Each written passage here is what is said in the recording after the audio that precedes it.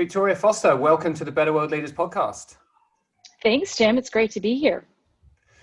And first of all, I'd just like to start, sort of introducing people and, giving everyone that's listening a bit of a sense of, sort of where you are and what's going on, sort of outside your windows, as it were. So I'll just begin with a question of Victoria, can you tell us where you are and what's going on outside right now?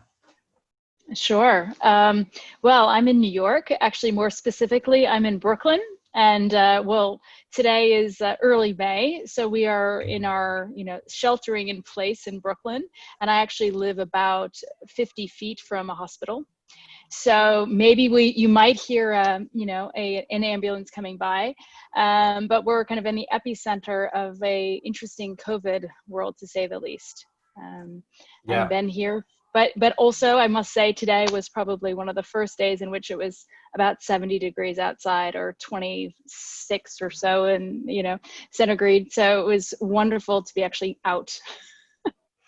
We could have a whole conversation just about that. But I mean, first of all, it's great to see you smiling through all of this. Yeah. And I mean, we've had several conversations, sort of off air in the build up to today's conversation, but I've been certainly very much admiring your, sort of spirits and, the way that, you've been approaching this. But I mean, in general, just sort of as one quick sort of exploratory question, what's it felt like, for you being in what I think really is absolutely almost, sort of second only to Italy, or arguably ahead now, the global epicenter for this sort of current crisis. How's it felt sort of navigating this particular moment in time? Well, I think that just depends on what day and what hour and what minute you actually ask me that Sure. question. In some ways I can say that it probably feels no different to you in your home, because when you're in your home, you don't actually always notice everything that's going around outside of you. And, at the same time, it's the roller coaster of emotions, and I think right now, what plays maybe on New York more than other places is it's kind of hard to see the full end in sight.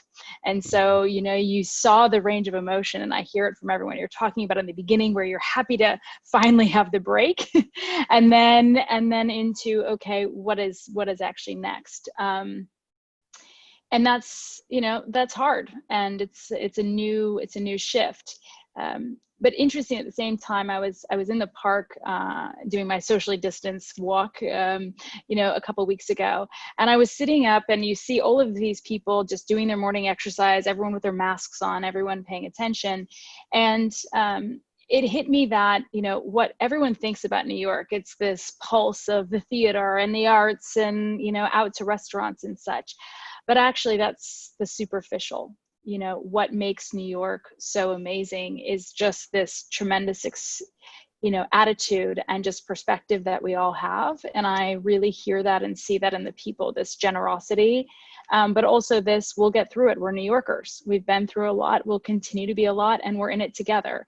And so for me, there's this juxtaposition that every day when I'm feeling a little bit of that, this is never ending, I go out at 7 p.m. to the corner and cheer on the hospital workers, and I'm brought to tears and think, no, this is all in perspective. And actually this gives me more courage to do the work that needs to be done from here. Yeah. No, it's a great observation, and certainly something that as a familiar sort of transient through New York rather than a resident, I would certainly agree 100%. I mean, I'd only visited very briefly pre 9/11, and then several times for longer periods, and with some friends, both Aussie and American, who moved to Manhattan subsequent to 9/11. But yeah, they all talk about the same thing. As an outsider, especially as a tourist, you come for Broadway, you come for Times Square, you come for, the Guggenheim. But even as a foreign resident, but a Denzian of the city for any period of time, you realize there's this very particular, sort of community spirit in a city as large and as dense as New York, which is kind of defining. And you have been through a lot. And I think to an extent it's similar in London, different, but similar in London. Yeah. You know, the multiple instances, you know, of sort of, you know, terrorist disruption, the social fabric has gotten more complicated, but it's also gotten more bonded. And I think, you know, from speaking with friends and family in London at the moment, I think the same thing is going on. So yeah, I'm sure you will all get through, and you know, it'll be very interesting to see obviously what the journey is ahead and what awaits you all on the other side of it. And what we want to create. So I think that that's the big, right? Instead of what will happen, it's like also what do we want to happen? So how do we use this, you know, for something better, even for New York? Yeah, I try not to throw too many quotes out, but I think this is a sort of perfect one for that comment. So I hope I get this verbatim. If I don't, then so be it. Please forgive me. But one of my favorite Abraham Lincoln quotes is, "The best way to control the future is to create it." Yeah. I mean, not that you can control it. I don't know if you're right, but I love the quote. Okay, well, we'll just roll with it. Yeah, just go with it. Abraham Lincoln once said something along the lines of, yeah, no, I mean, this is a creative moment if it is anything else, right? I mean, to be respectful to the devastation and the great personal human cost that a lot of people are experiencing, yeah, the only way through is to create a path. So just to continue this sort of stream for a moment, and to continue the sort of the getting to know you aspect, because there are so many interesting things to know. Can you just, you know, sort of share a little bit more about, you know, sort of your upbringing and your early career, and then we can start to look at some of the pivotal junctions along that journey. Sure. Well, it's good that you start with Abraham Lincoln because, you know, he was the land of Lincoln, Illinois. That's where I actually grew up. So I grew up outside of Chicago, a good old Midwesterner, which I really hold. While I haven't lived there since I was 18, I still hold it as a badge of honor because good people. But you know, I grew up in, you know, the suburbs of Chicago, and in kind of in a way the American dream.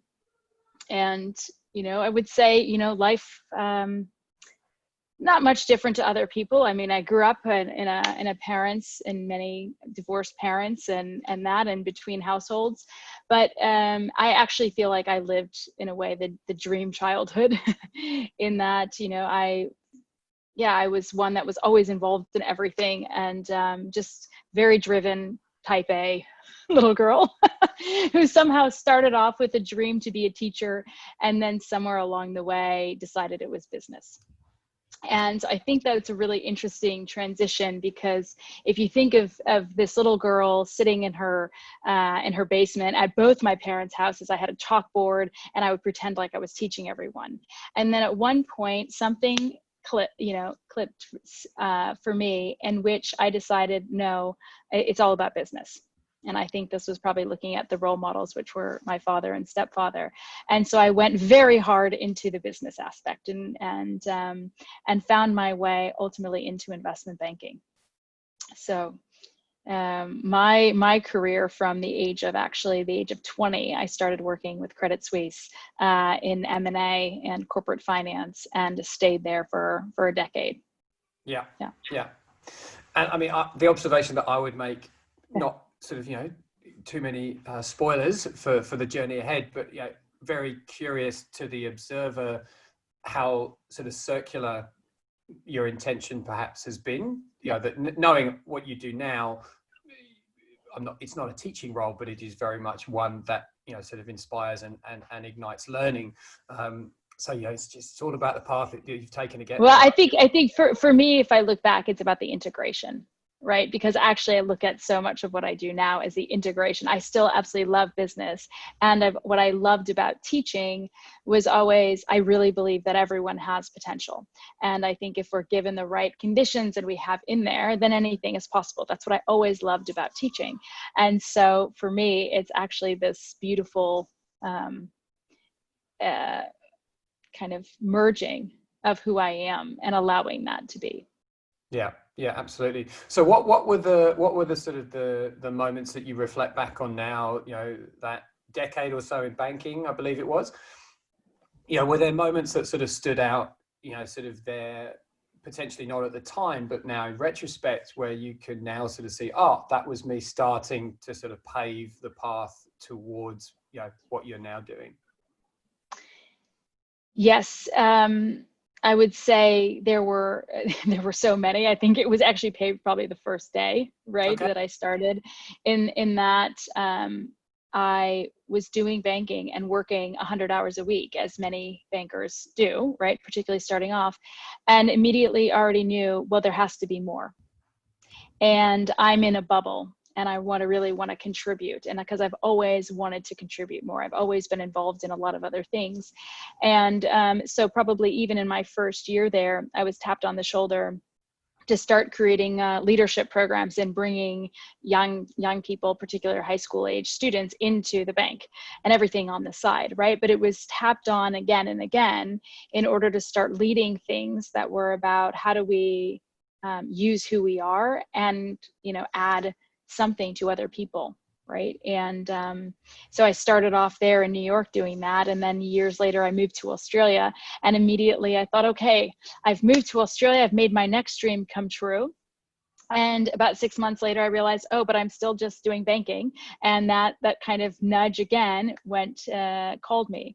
And I remember going online and start Google searching. I didn't know anything in Australia at the time, and going, where do I think I could have an impact? And the education bell rang again. And so I started just searching for interesting nonprofits doing work in education. And again, just forged partnerships with them and kind of started little program, bringing in some students for lunch, what we called classroom to boardroom lunches, but then ultimately expanding and creating new leadership programs. And then at one point, this would have been back in, I think, 2006 or 7, I worked in 101 Collins Street, so the fanciest building in Melbourne, right? And we decided, well, what if we got 101 students to go to 101 Collins and go to all the different firms in there and not just make it a Credit Suisse, but to bring others, right? And it was just this, I would say it's a snowball. And which is snowball, which led me to actually go and take a sabbatical and work for this nonprofit. So if you talk about it, like the nudges were there all along, but I still think at the time they were all just things I was doing on the side, not necessarily conscious moving into a totally different work. Yeah. I mean, thank you for sharing. Yeah, all of that fantastic experience. And I think it's interesting to me how often, those nudges come for many people, but the real question is, do you feel the nudge? Or, the more cliched version, do you hear the call? Yeah. Okay. So, I have similar conversations, with clients of mine very often, around, well, I'm not happy with this. I've switched firms maybe 3-4 times, but I'm essentially still doing a head of risk role, or, a global sales leader, or whatever the function is. There seems to be this sense that they're missing out on something. Yeah. But, very often it takes them a long time, sometimes tragically not at all, or, kind of the right question from the right person at the right time, for that nudge to become something more significant, a push, or some occasions a slap, to sort of to shake them out of that sort of resting position of, aspiration around whatever it'll be. But, you've heard the call or felt the nudge, sort of certainly, I think, earlier than most. And were there sort of specifically poignant moments outside of the workplace? And you just mentioned a sabbatical there, so let's just sort of follow the sort of outside of the workplace and the sort of the side hustling. Are there standout moments you could go, I can look at that, and that was a specific junction, and I decided to go that way. I could have gone the other way, but I went that way. Well, I think what happened during the sabbatical is that we would bring in these 15-year-old kids into workplaces. And it wasn't just, my workplace, it was all different workplaces around the city. And these students would go in and they wouldn't say, so what does a banker do? What does a designer do? Or whatever your role is. They would say, so what's success to you? What did you want to be when you were 15? Who are your role models? And it was that moment that all of those kind of unconscious nudges that I was feeling all of a sudden became extremely clear. I haven't asked myself these questions. And if I fast really ask myself, right, I've just been kind of going on by intuition and doing things that gave me joy or gave me energy. And so I remember I returned back to my role, and at one day I was sitting, we were on the 41st floor, and I'm looking out of my desk at the botanical garden, right? And all of a sudden I go, I want to be down there. And what I meant was I want to be with the people. And I asked myself, I said, why am I still in this job, right? And I really was going through every answer, right? And I said, well, probably, I can live in a tent, or not really the likely scenario if I left, but I could live in a tent, I could work from Starbucks. So that's not really the answer. And I said, well, then it must be probably for my future family. So I said, okay, well, let's ask my future daughter. And mind you, I was not pregnant, was not planning a family at that particular point in my life. And I said, okay, if I said to my daughter, I think I'm staying in this job because you might want a slightly nicer house, car, life, name it, what would she say? And I had to say to myself, I said, well, my daughter, the one that I would raise, would say, screw that, Mom. What I'd be most proud of you is for going after who you are and trying to make a bigger impact. And two things in that moment. One is that I always say the risk of not doing something became greater than the risk of doing it, right? And that was a conscious decision. And secondly, I had to really confront that question of what is success, and that my definition of success had changed.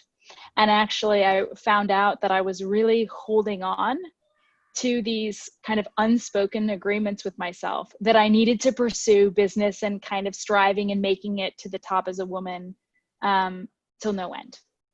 And it was those moments where those kind of two pieces came together that my path forever changed. Fantastic. I know, obviously, that that to an extent that dream has come true now in the fullest of senses. Not only are you sort of pursuing this greater cause, but now you also have the daughter. But that she's not quite old enough, to respond in full to that question potentially just yet. But sort of, we hear this sort of reference all the time. The wisdom of the child.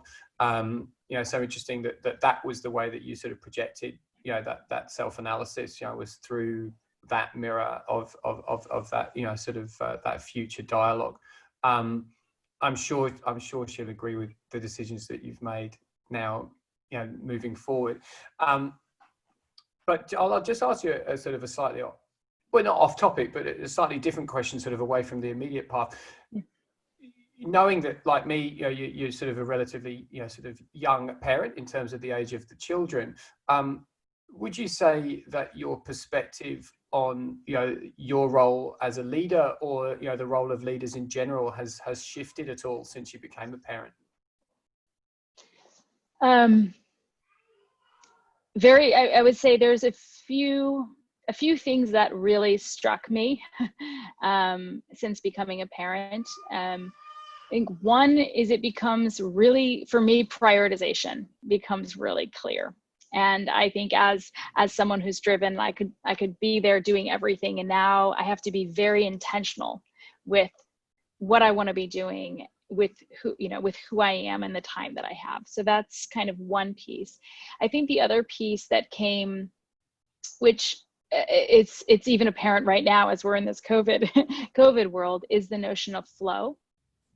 And, we talk a lot about balance in this work-life balance. And for me, that just wasn't helpful as a new parent. And I actually found myself, I've been fighting it for a long time, which is interesting as a woman, right? Many people talk about this is the most important topic as in female leadership and what we can do for women. And I agree, there is some practical work stuff. But what I found from a leadership perspective is finding ways to find the flow between what we're doing. And they are not compartmentalized parts of ourselves, right? Or things that we're doing, but we can actually pay attention in the one aspect and see where it actually feeds us and nourishes us and able to do the other things that we do better. So for me, that's, it's on the one hand confronting my inability to be a superwoman, which I've always prided on myself, right? And needing to be intentional, and at the same time finding flow in that. Yeah. I think that's such a beautiful analogy, and certainly one that I agree with the perspective that it is entirely, sort of more challenging, sort of for the female leaders. I don't think it's exclusive to women by any means, but I love your depiction of essentially kind of forgetting the balance of the scales and almost sitting down with your diary and going, right, I must have 3 hours of family time versus 16 hours of work time. That certainly has not served me at all. Well, no, because the only thing that's true, I think, where the biggest leadership point is that, one day you think you have it perfect and the next day your child changes again, right? And so your whole equation and how you're balanced is no longer relevant. And I actually think that right now in our world, not just COVID, but beyond, things are changing at such a rapid pace that trying to find the perfect balance is just not going to serve us. We have to be in a mode to work with things and be able to go with the flow, and where, in order to respond to everything that's changing faster than we can imagine. Yeah, absolutely. I mean, I think probably a sort of a reflective, that I would have is actually the homeschooling experience that we've had with our 5-year-old son, especially sort of challenging for him when we have our 2-year-old daughter here as well, who is just the perfect distraction vehicle for him. But yeah, to try and put him in the sort of typical sort of orthodox school day, whereas like now for an hour we're going to do math, and now for an hour we're going to do literacy, like it is entirely unproductive.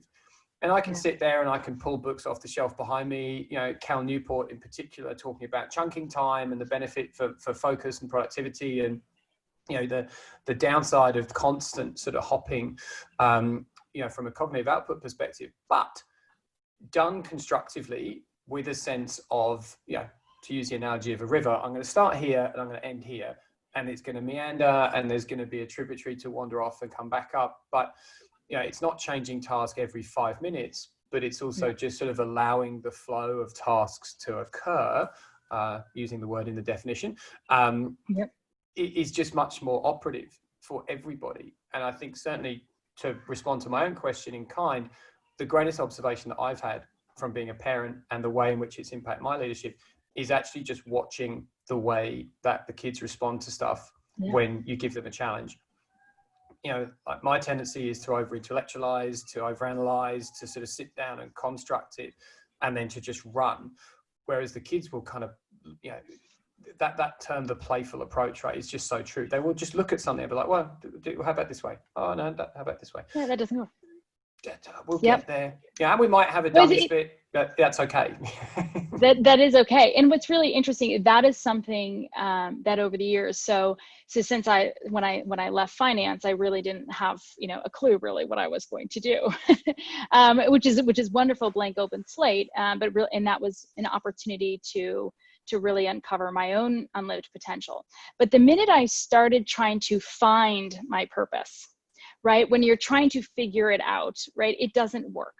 And what I found is that actually it's about listening to kind of where we're being called instead of figuring it out, right? And I see that so much, like as you were just describing, with your child, right? It's like when you actually work with what's there and see what emerges, really amazing opportunities are there, and actually the answers are there. But it requires us to actually be listening and really paying attention in ways that we're not used to.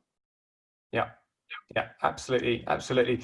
Which is a great moment for me to go pin that. We're going to circle back to that in a minute, but I'm not going to let go. One of the references that I know is in there at this juncture in your life where you left banking, you didn't know what you were going to do.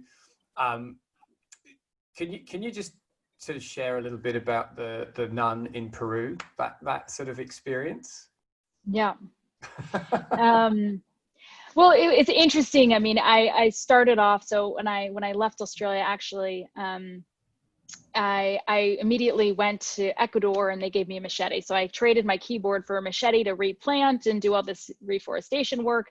And I'm out there and feeling great about myself and having a lot of revelations. Then fast forward, I kind of move over and I'm in Peru. And I spent my first days in the fancy part of Lima. right? And I'm super excited because I can have real nice cheese for the first time, and I can actually go for a run because in Quito you can't run, right? So I'm running through these, you know, gardens that they have police officers with a whistle if you kind of are in the wrong spot. And then one day I'm invited by an Australian nun to come to the other side of Lima, right? And Lima, if you know it, is a very long kind of spread out city. And so I go there and make my way to this Australian nun working in the slums. And I will say it was my first time really experiencing, you know, a better way to say it, informal settlements, right? That lack any sort of electricity, running water, etc. And this nun took me through the work that they were doing. And she takes me to the hospitals and the community centers, and we're walking around all of the people, and everywhere she goes, she's saying she knows every person's birthday, everyone's name, asks how, you know, someone's doing. And it was just this aha that I had been so excited because I got to go on my fancy, you know, my run and eat my fancy cheese here. And then I'm on this other side of the world, and they were literally two different worlds. And for me, it's, you know, my journey became one of knowing that I cannot unsee that. And actually, I felt my role into, I bridge these different worlds because I understood the other world very well. This new world I didn't know very well, but at the same time, I felt like part of what I need to do is be bridging these divides and bridging these different, and thinking about what are the different roles of business, what are the different ways of working, etc., so we don't end up with these two worlds. And I think the second thing that struck me was I had never seen at that point, I had no female role models. And she was, and throughout my life, if I look at them, they had all been men. I'd been surrounded by working with men, you know, my father's. This was the time when I had this female role model of a totally different way of leading. They got amazing things done, but it was from such a different place that I realized that whatever my future leadership was, I wanted to integrate more of that. Yeah, fantastic. So where did you go from there? How did you follow that calling? For me, the next actually few years were about trying to, was exploring innovators and working on all sides that were, you know, building what I call new forms of business, you know, and I think it was so interesting. I said big business in the US, Australia has no idea what's happening. Actually, some of the most innovative things are happening in the most unlikely places. So I continued and did a lot of work globally and kind of the international development, but on totally new forms of socially driven, you know, change and community driven things, totally new business models that actually worked, right, and that we could scale. So I spent, I guess, maybe on the periphery, to the total opposite world that I had come from. I immersed in that so that I could better understand it, and made it my goal to basically challenge as many assumptions that I had as possible. Okay, and what did you find when you challenged the pre-held assumptions? Opportunity. Okay. And beauty, right? I mean, it brought me back to that moment that I don't believe that, you know, I believe that everyone has the capacity and there is so much potential and possibilities. And yes, and that if we are going to change things and build this better world that I think we both really care about, and that I had made the conscious decision to, we not only need to think about new solutions, right? That's part of it. But if we only kind of change the solutions, those are just going to be Band-Aids. We also need to be able to have leaders and people see things from a different perspective. We need to do the personal work ourselves and kind of create new ways of being and leading, and do the actual new business models. And that's where the real change can happen. Yeah, absolutely. Absolutely. So what do you believe is the new form of leadership that's required? Let's start on that side, and then we can come to the business model in a moment. For me, it starts with, without using cliches or known language, right? It's really conscious leadership that we're talking about.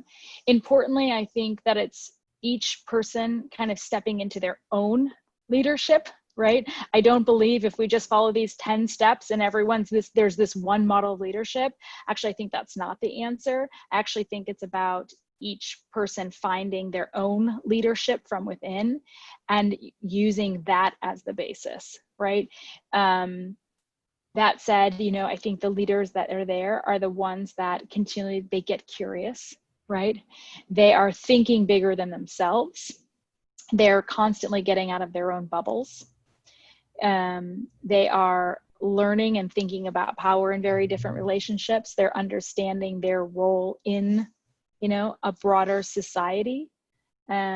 This is the type of leaders that is what's emerging, right? Yeah, absolutely.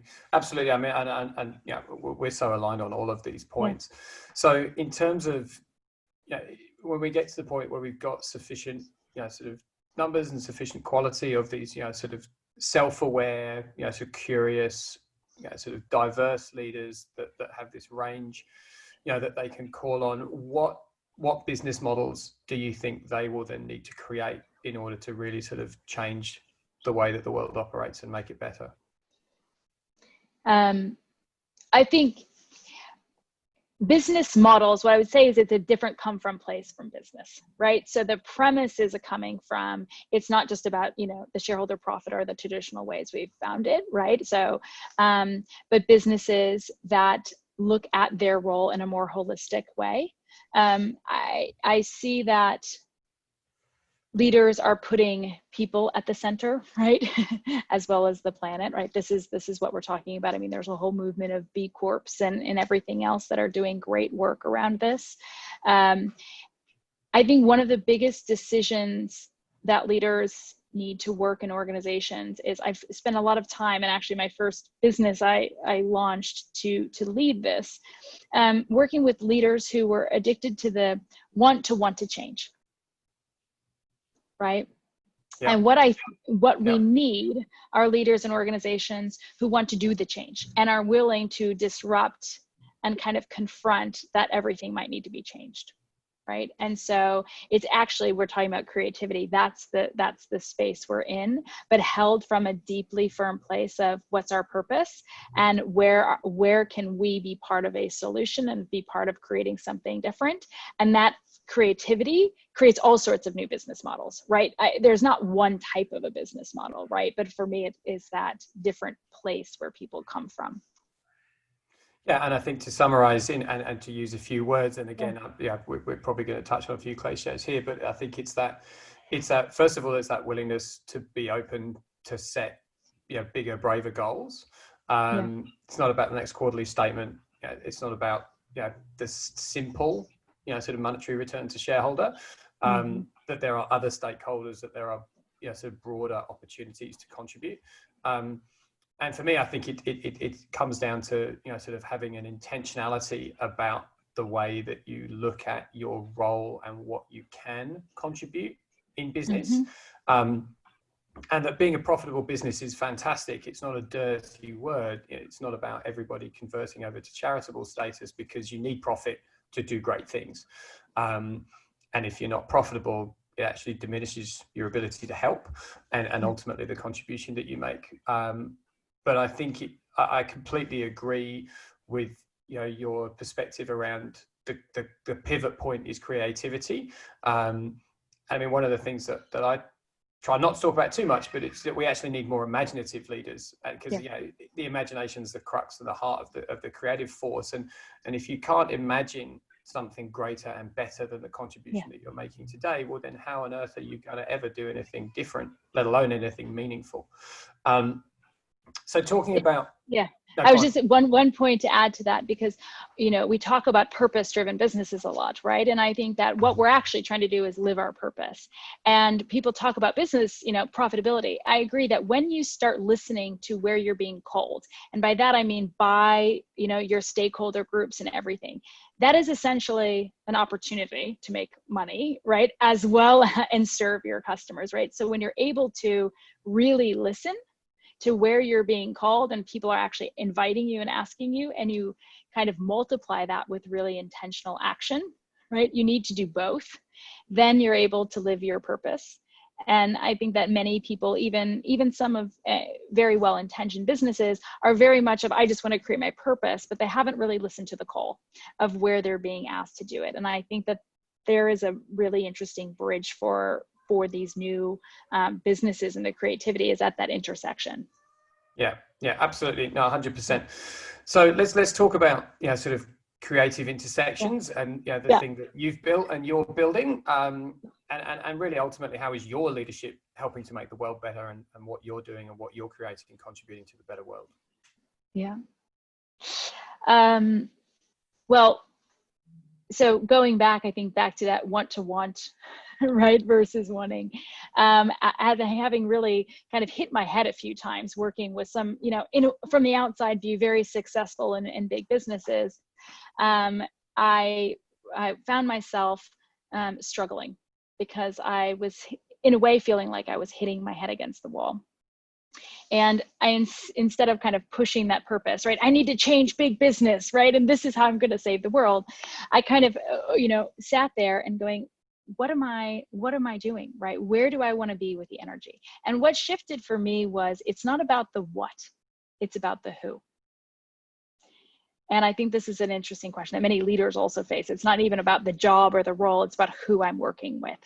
And for me, literally listening to it, what I found is that there were women, everyone that I wanted to work with and that wanted to work with me, whether they were clients, they were, partners, everything, they were women, right? And if I think about the work that I saw that we were doing, right, the power of women-specific programs and work was, by far the most multiplying, energizing, but also impactful work that we were doing. And then I also realized that, back to what type of leaders, it was women that were willing to both think about the new business models, but also really wanting to stand up and do the personal work. Not saying that men don't do it, but my own experience was, these were like, this is where I'm actually being called. So I can hit my, keep hitting my head against the door trying to kind of change the naysayers, or I can be working with actually what I'm being called to do. And their kind of Future Women X, which is my current company, was born, and had been working for years already doing, as I said, women leadership programs. But what was happening is that these women kept coming back and saying, okay, so what's next? Right? You're stuck with me now, right? And we kind of joke now, we say, well, now you're stuck with us. But Future Women X is a global tribe of women who are committed to kind of unleashing their own full potential in their lives and in their careers, right, to get to their own next level, but also use who they are and their platforms, their expertise, their experience in order to create more meaningful change in the world. And this is in a way kind of brings together everything, the culminating that's been there, but working with women who are asking that question, what's next for me? We're at pivotal moments. We feel that sense that there's something more, and we want to step in. And we're providing that kind of platform for them to kind of keep growing and unleashing that, because we're never done, as well as connecting them to other women and to a bigger platform in order to kind of affect a ripple effect in the world. No, it sounds fantastic. And what could one of your sort of clients, if that's the appropriate term, what could one of these fabulous sort of future leading women expect? What's the sort of the experience like of being in your tribe? Yeah, what I love about the tribe, a couple of things, is one is everyone's committed to doing the work. So I think first and foremost, what someone can say is, we always say, we don't have a formal application process, so to say, but we always say, are you kind of a can-do woman on a mission, right? And who really wants to do the work herself, but is also willing and committed to supporting other women. That's kind of, there's the criteria. So what someone can expect when they enter is starting with, for themselves, doing that work. And some people start on coaching, some people in personal boards, or whatever their entry point is. We actually work with women to listen into what do they need in this moment. And through that, then connecting and building for themselves, but also this amazing collective wisdom around their biggest sticky issues, and having peers who really I always say hold them accountable to their potential. You don't need someone necessarily to hold you accountable to your, did I do this? Do I do that? We're successful women, but actually to your own potential, and having that space for real peership, which most women have never experienced, that can say, you know what, I heard you're saying this, but I don't see it, or I think you can do more, or you know what, that is what really inspires me. We don't get this from our friends or our families. We need a tribe. Yeah. So just on that one point, how do you nurture real peership? I kind of laugh because I think, well, it's embedded in everything that we do. But, in our programs, through, for example, on a personal board, I mean, we already build these small groups of 6 women generally together. And it is from the get-go, we create the conditions for the peership, right? And they dive straight in, right? And egos, and that to the side, actually, we say this is not a place for false modesty, right? This is actually bringing all of you. So in individual programs, it's there, and then immediately connecting afterwards, we connect you into the whole global tribe. We have hundreds of women now over 6 continents. So they're brought in, and we continue to do this matchmaking and curation for women to continue whatever is next for them in their journeys. Yeah, it's fantastic. So is there one thing in particular that you're sort of keen for people to get involved in, or something, sort of new or novel that you're, sort of really looking forward to bringing to the world anytime soon?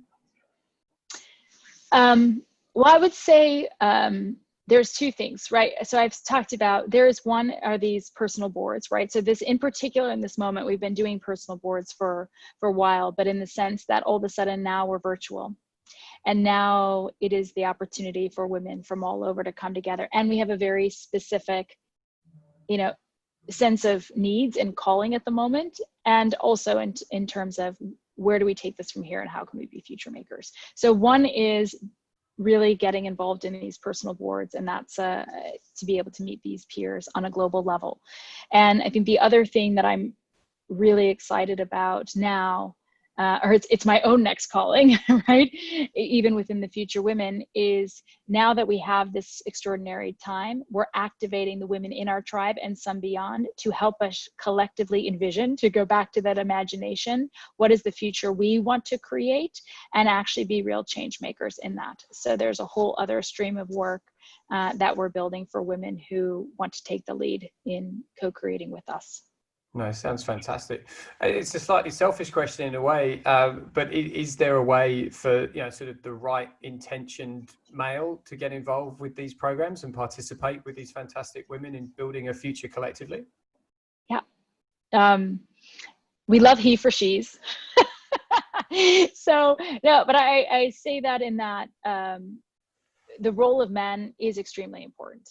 Right. And so while we have some spaces that are women or women identifying only or focused, we need men as allies. We need men as sponsors within companies or otherwise of the women that you really see as future makers. So we invite men to be, nominating and calling out their women in their organizations in order to take the lead.